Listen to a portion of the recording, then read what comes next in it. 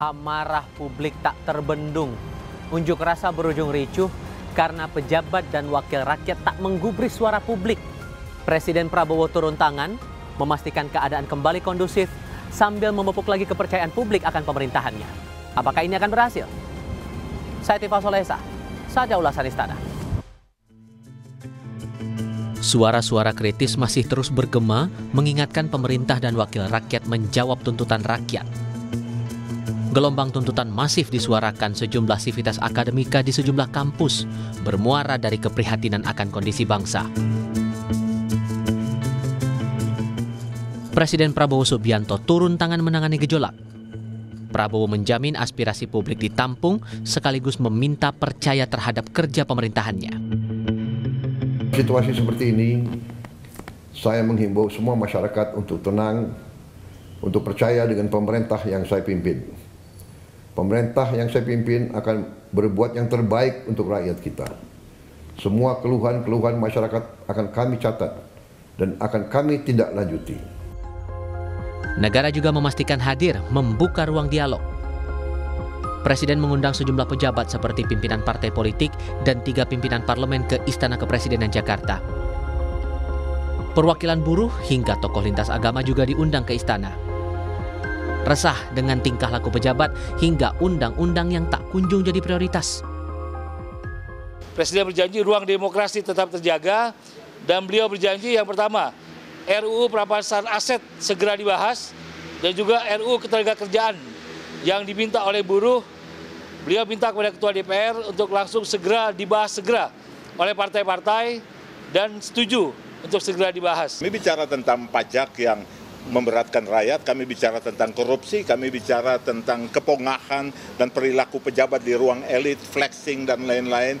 Kami bicara tentang kenaikan tunjangan DPR dan lain-lain. Presiden juga membuka pintu istana pada perwakilan mahasiswa yang diwakili Mensesnek pada Kamis 4 September.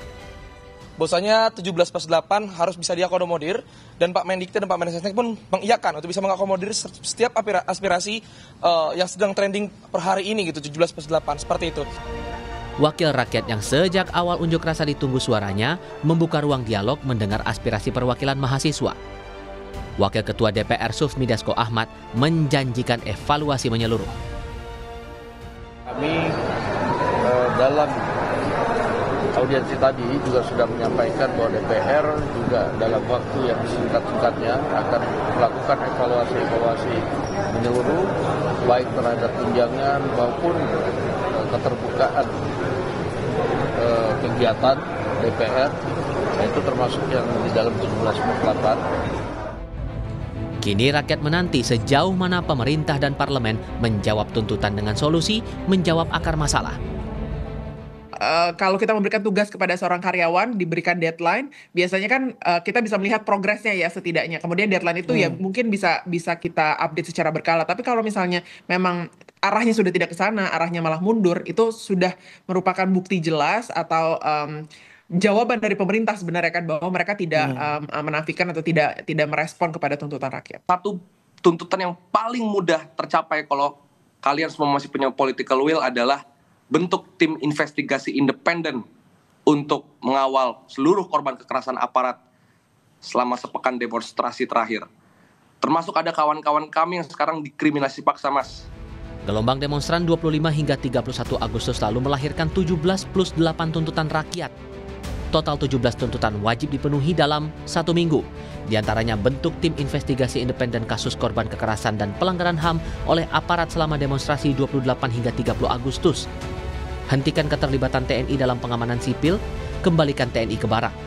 Bebaskan seluruh demonstran yang ditahan dan pastikan tidak ada kriminalisasi demonstrasi. Sedangkan 8 tuntutan rakyat harus terlaksana 1 tahun ke depan. Seperti bersihkan dan reformasi DPR besar-besaran, reformasi partai politik dan kuatkan pengawasan eksekutif, susun rencana reformasi perpajakan yang lebih adil, sahkan dan tegakkan undang-undang perampasan aset koruptor. Pemerintah memastikan negara hadir, seluruh aspirasi akan ditindaklanjuti. Bahwa semua aspirasi masyarakat itu prioritas, harus tetap kita tampung. namun dalam suasana yang sampaikan secara baik gitu, sesuai aturan. Dan pemerintah menjamin itu semua didengar dan akan ditindaklanjuti. Percayakan pada pemerintah. Pemerintah, negara memberikan perhatian semua kepada korban-korban, ya, baik yang terluka ataupun yang wafat dalam peristiwa-peristiwa kemarin itu. Itulah bentuk hadirnya negara. Kita tidak menginginkan semua ini terjadi. Ketika terjadi ada korban, semua diberikan perhatian. Termasuk juga para pelaku kerusuhan yang ditangkap juga diperlakukan baik. Mereka diproses hukum, tapi juga diperlakukan baik. Dijaga hak-hak mereka. Kekecewaan publik yang terlanjur tumpah jadi pelajaran besar. Komunikasi elit perlu dibenahi. Wakil Presiden ke-10 dan ke-12 RI Yusuf Kala meminta para pembuat kebijakan tak asal bicara. Kalau begini akan berjumpa gimana-mana. Kita memahami itu bahwa kita semua akan kena masalah. Dan tentunya bagi pada pejabat, para anggota DPR untuk menahan diri menjadi pelajaran yang besar. Jangan bicara asal-asal dan jangan menghina masyarakat juga. Ini semua yang menjadi penyebab daripada masalah. Menurut mantan Menko Polhukam Mahfud MD, minimnya tindak lanjut suara rakyat jadi andil besar memicu kemarahan rakyat atas banyak persoalan. Aspirasi masyarakat itu kan soal fasilitas DPR itu kan hanya salah satu pemicu. Banyak hal sebenarnya yang sekarang ini tertunda, yang ketika masyarakat berteriak itu dibilang iya saja, dibilang terkadang malah diejek dengan dengan sikap yang seperti mau melucu tapi tidak lucu gitu. Nah, itu kan sering sekali terjadi begitu. DPR itu adalah representasi dari rakyat. Guru Besar Komunikasi Politik UIN Jakarta Gun Gun Herianto menyebut unjuk rasa di banyak daerah membuktikan pejabat dan wakil rakyat tidak peka masalah rakyat. Sensitivitas retoris ya dari pejabat politik baik di legislatif maupun di eksekutif itu sangat perlu dan signifikan perannya. Ini kan ada basis persoalan mendasar Magister, yaitu soal ketidakadilan, ketidakpastian, ketidaknyamanan yang berlangsung di tengah masyarakat. Dan itu membentuk gap ya komunikasi. Dan itu kemudian seperti disiram ya oleh bensin, api yang membara itu dengan pernyataan yang menurut saya tidak sensitif sekaligus kehilangan logiknya. Tokoh lintas agama mengimbau para pejabat publik mawas diri.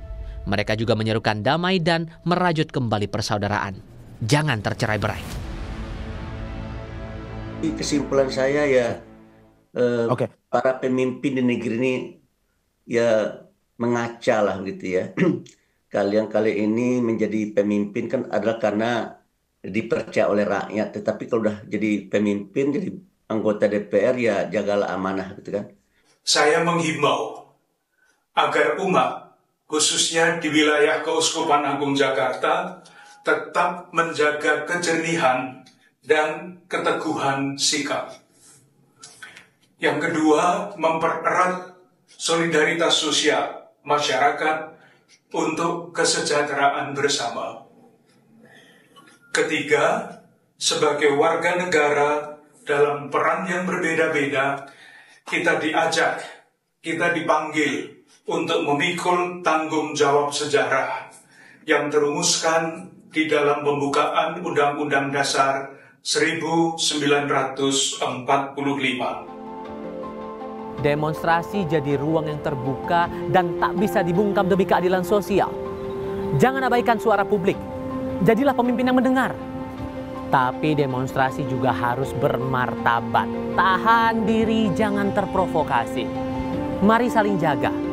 Menjaga Indonesia. Untuk ulasan Istana, Tifal Solesa, Anggi Mentarwan, Kompas TV.